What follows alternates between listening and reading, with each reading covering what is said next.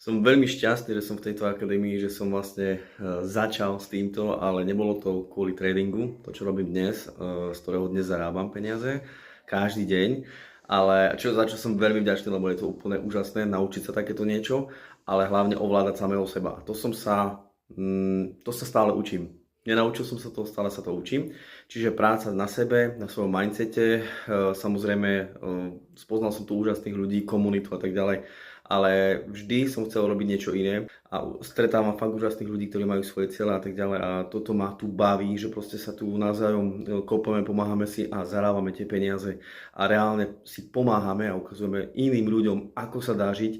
Naozaj ten mindset a tieto veci, proste, že si zvýšiš, lebo každý jeden človek, ktorý na sebe pracuje, ktorý sa niečomu venuje, máka na tom, tak fakticky napreduje a ja som veľmi happy, že som tu a ďakujem za to. Ďakujem.